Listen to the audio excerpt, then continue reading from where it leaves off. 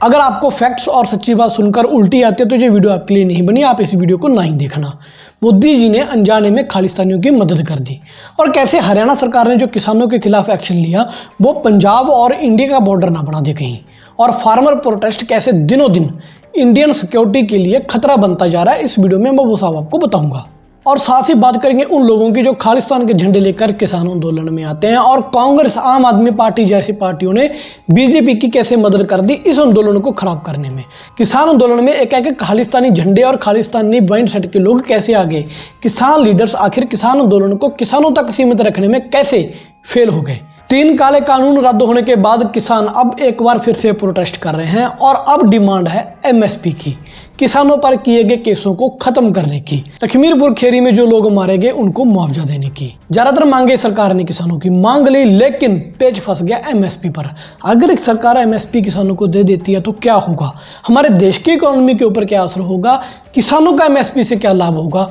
और अगर सरकार किसानों को एमएसपी दे देती है तो उसका हमारे देश की इकोनॉमी के ऊपर क्या असर होगा, किसानों को क्या फायदा होगा। इस सब तमाम बातों का जिक्र हम करेंगे और उस बात का भी जिक्र करेंगे कि क्या सच में किसानों द्वारा लाल किले के ऊपर झंडा फहराया गया था। वीडियो में बहुत कुछ आपके लिए बहुत सारी इंफॉर्मेशन लेके आया हूँ।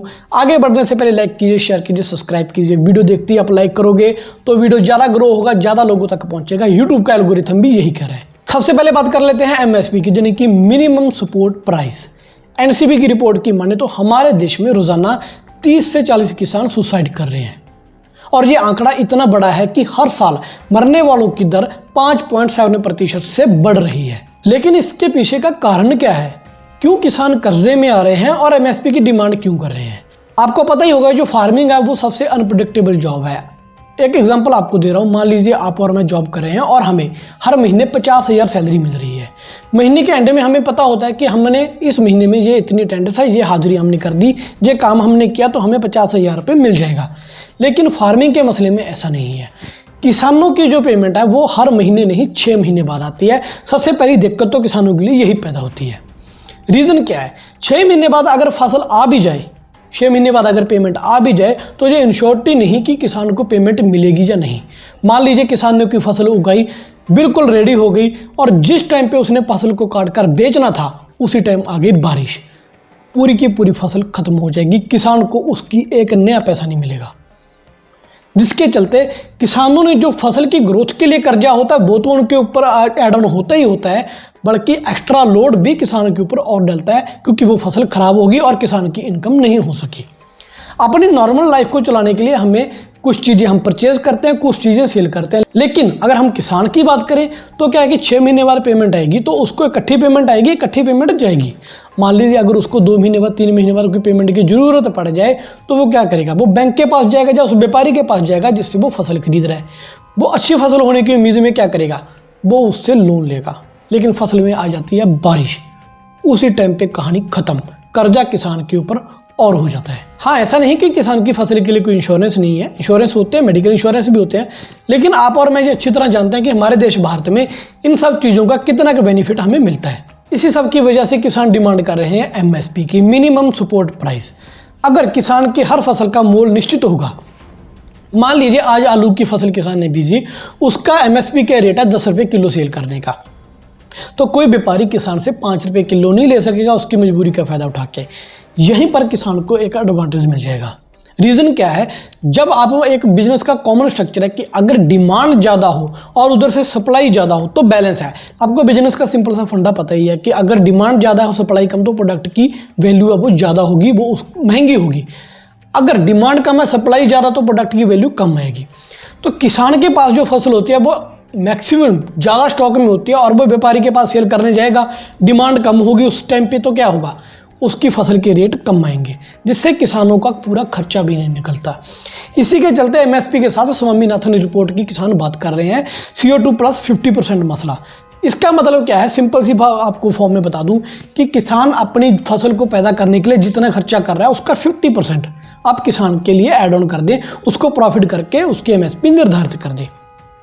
ये बिल्कुल वैसे ही है। एक सिंपल आपको एग्जांपल दे रहा हूँ, जैसे हर साल हमारी सैलरी में इंक्रीमेंट होते हैं 10%, 5%, लेकिन किसान के मसले में ऐसा नहीं है। आज तक किसान को 10% तक के इंक्रीमेंट कभी मिला ही नहीं। अभी तक गवर्नमेंट ऑफ इंडिया सिर्फ 23 फसलों के ऊपर एमएसपी दे रही है। अगर हम पंजाब की बात करें, पंजाब का वो एरिया है जो ज़्यादातर कणक और चावल की खेती के ऊपर निर्भर है, या थोड़ी बहुत कपास की। अब इन दोनों फसलों के चलते पहले तो पंजाब का वाटर लेवल वो बिल्कुल डाउन जा चुका है, 400-500 फीट तक वाटर लेवल जा चुका है।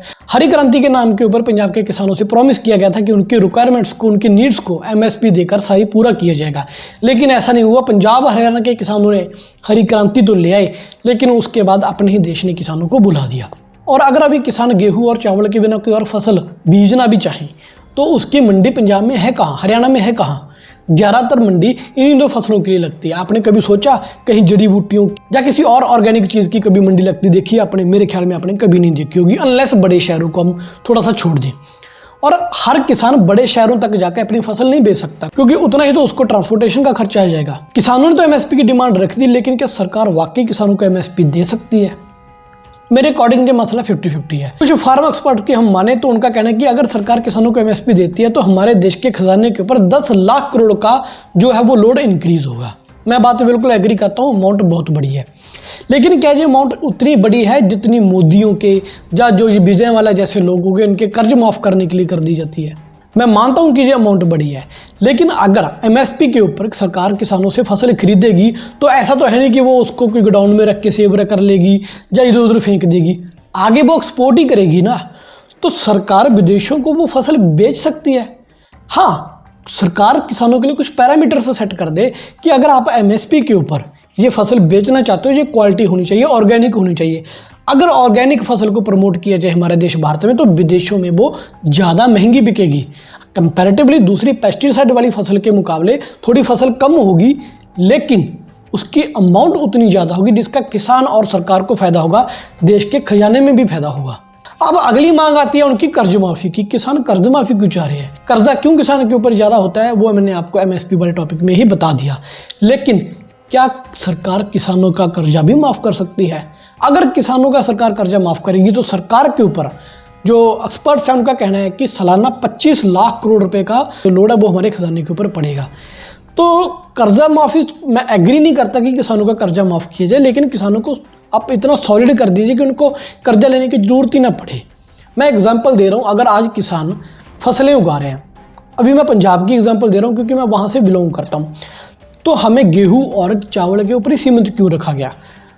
अगर किसानों को ये मोटिवेट किया जाए कि आप आयुर्वेदिक औषधियाँ बनाएं, फार्मा का तो किंग है भारत, आयुर्वेदिक औषधियाँ बनाओ, ऑर्गेनिक चीज़ें भी जो फल फ्रूट, इन सब के ऊपर एमएसपी दें, इनके सब के ऊपर सब्सिडीज दे सरकार। तो इससे क्या होगा? किसानों का भी फायदा।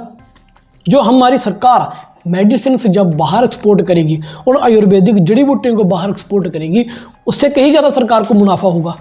तो इस तरफ भी थोड़ा सा ध्यान देने की ज़रूरत है। उससे कर्जा किसानों का अपने आप ही उतर जाएगा। अगर इन केस मैं मान लूँ कि ठीक है, कुछ किसानों का कर्जा इतना है कि 2 लाख रुपये कर्जा है, तो आई थिंक उनको माफ़ कर देना चाहिए। अभी इसी कर्जे वाले पॉइंट से एक टॉपिक और निकल के आता है जो लोगों ने ज़्यादातर मुझसे कहा कि सिर्फ पंजाब के किसान ही क्यों आंदोलन कर रहे हैं, यूपी बिहार इन साइड से लोग क्यों नहीं आते। आपको मैं एक रिपोर्ट दिखाऊंगा, उसके अनुसार क्या है कि पंजाब के जो किसान हैं उनकी सबसे ज़्यादा पर कैपिटा इनकम है। पर कैपिटा इनकम मतलब कि एक किसान के बदले वो 25,000 रुपये महीना के पंजाब के किसान हैं जो कमा रहे हैं। मिनिमम की हम बात करें तो पंजाब के कुछ ऐसे एरिया है जो आज भी घास और मिट्टी की रोटी खाने को मजबूर है वो किसान। उन किसानों के ऊपर भी आज कर्जा काफ़ी है, और इसी से आंसर मिलता है कि पंजाब के किसान ही क्यों प्रोटेस्ट कर रहे हैं। जब उन बेचारे जो गरीब किसान हैं उनके पास तो खाना खाने की नौबत नहीं, सुबह कमाएंगे तो शाम को खाएंगे, वो प्रोटेस्ट कैसे कर सकेंगे? पंजाब और हरियाणा के किसान ही इतने थोड़े से सॉलिड हैं कि वो सरकार के खिलाफ अपनी मांगे रख सके, इतने लंबे प्रोटेस्ट कर सके। बात रही वो मॉडिफाइड ट्रैक्टर्स की, फॉर्च्यूनर गाड़ियों की, तो मैं बता दूं पंजाब के कोई ऐसा घर शायद ही हो जिसका कोई बच्चा या फैमिली मेम्बर फॉरेन कंट्रीज़ में नहीं है। वहाँ से वो लोग पैसे भेजते हैं, तब हमारी फैमिली से जाके स्ट्रॉन्ग हुई। और मुझे एक बात नहीं समझ आ रही कि आप लोगों को किसान सिर्फ खेत में क्यों चाहिए? क्या किसान का हक नहीं कि वो अपनी डेवलपमेंट के लिए कुछ करे? ठीक है, पंजाब के किसानों का कर्जा आप नहीं माफ़ करें, लेकिन उनको आप फैसिलिटीज़ दे दो, सब्सिडीज़ दे दो, नई नई फसलें ऑर्गेनिक जैसे मैंने बात की वो प्रमोट कर दो। किसान अपने आप अपना कर्जा उतारेंगे, खुद की इनकम भी करेंगे, सरकार को भी सपोर्ट करेंगे, ना ये आंदोलन होंगे, ना आंदोलन करने की जरूरत पड़ेगी। अब पंजाब और हरियाणा के किसान पंजाब और हरियाणा बॉर्डर के ऊपर प्रोटेस्ट कर रहे हैं। कुछ लोग कहते हैं कि ये प्रोटेस्ट इलेक्शन के टाइम ही होते हैं। जब किसान आंदोलन 1 हुआ था तो यूपी में इलेक्शन थे, अब 2 हो रहा है तो ये सेंटर के इलेक्शन हैं। तो भाई भारत देश में इलेक्शन होते कहाँ नहीं, हर 6 महीने बाद देश के किसी न किसी कोने में इलेक्शन होते हैं। और कुछ लोग कहते हैं कि इस आंदोलन को कांग्रेस और आम आदमी बैक कर रहे हैं। मैं आपको बता दूं कि सबसे पहले एमएसपी की मांग 2007 में उठी थी, उस टाइम कांग्रेस की सरकार थी। तो मैं क्या ये मान लूं कि मोदी जी ने किसानों को उकसाया था कि जाकर कांग्रेस सरकार के ऊपर प्रोटेस्ट करो? नहीं, ऐसा नहीं है। दूसरी बात, अब कांग्रेस और आम आदमी पार्टी या और जो पार्टियां हैं वो अपना राजनीतिकरण कर रही हैं। अब मैंने रिसेंटली राहुल गांधी का बयान सुना, उसने कहा कि हम गारंटी देते हैं एमएसपी की। भाई तुम्हारी 10-12 साल तक सरकार रही, 70 साल जो देश आजाद रहा उससे पहले आप ही की ज़्यादा सरकार थी, तब नहीं आपने दी। ये वोट बैंक के लिए आप कर रहे हो। कुछ आम आदमी पार्टी के जो नेता हैं वो किसानों के हितैषी बने।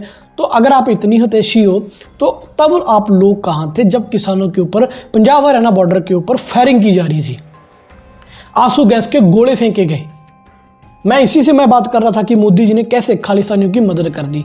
आज आप पंजाब और इंडिया का बॉर्डर देखो, मैं हरियाणा का बॉर्डर नहीं कहूँगा, इंडिया का बॉर्डर देखो क्या हालत हो रखी है।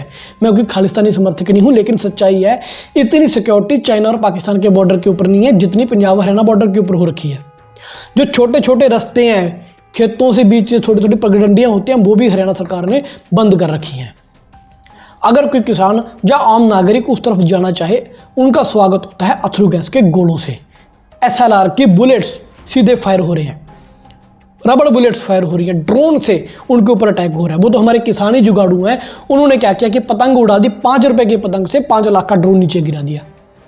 तो अभी मोदी जी ड्रोन्स तो आ गए, तो क्या अब मेरे ख्याल में 2-3 राफेल भी लगाई दो लगे हाथ में फिर किसानों के खिलाफ। एक राफेल उड़ाओ, हाईवे तो है ही, सारे जो अपने हाईवे हैं वो एक फाइटर एयरक्राफ्ट के लिए टेक ऑफ करने के लिए मेरे अकॉर्डिंग वो सही है। उड़ाओ राफेल और जहाँ किसान है बॉम्ब फेंको, मामला ख़त्म।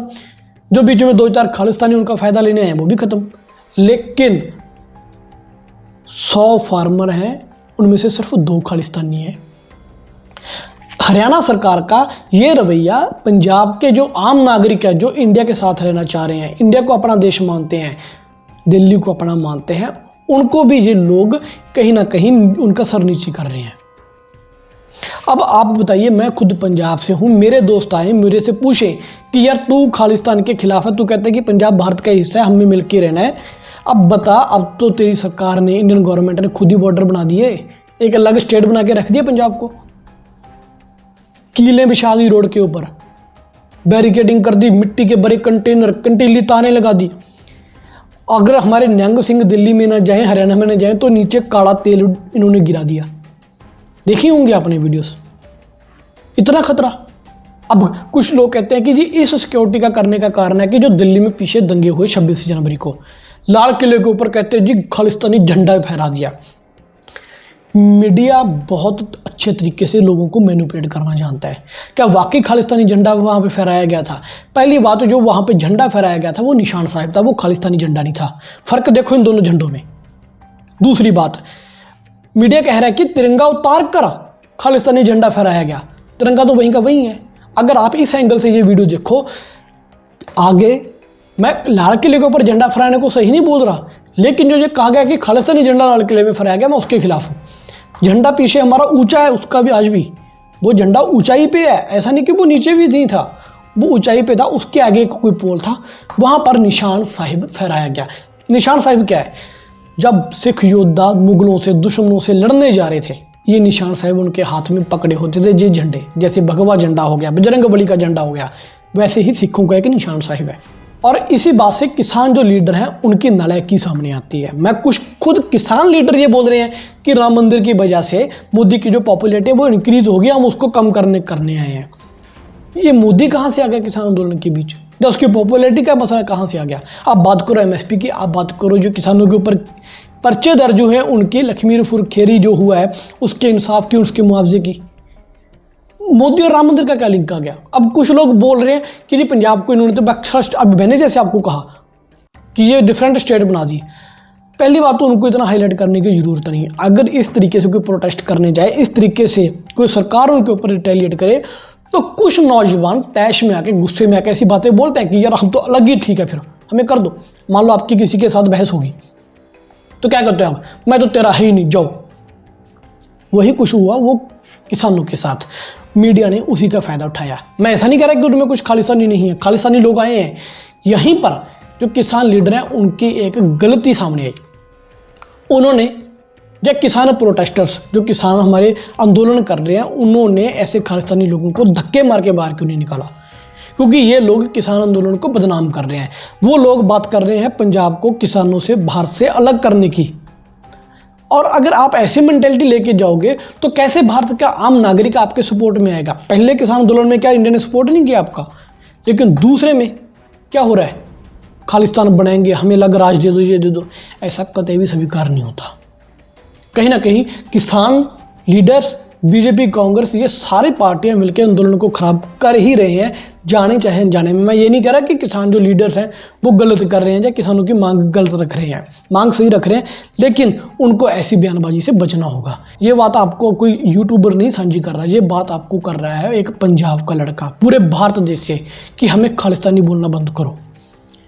मैंने किसान आंदोलन के हक में 1-2 पोस्टें डाली, मुझे मैसेज आने लगे खालिस्तानी तो ये है, तुम लोगों से सर्टिफिकेट लेने की ज़रूरत नहीं कि मैं कितना देशभक्त हूँ।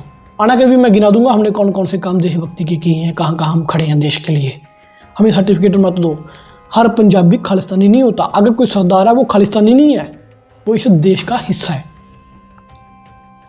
तो आई होप आपको इस वीडियो में बहुत सारी इन्फॉर्मेशन मिली होगी।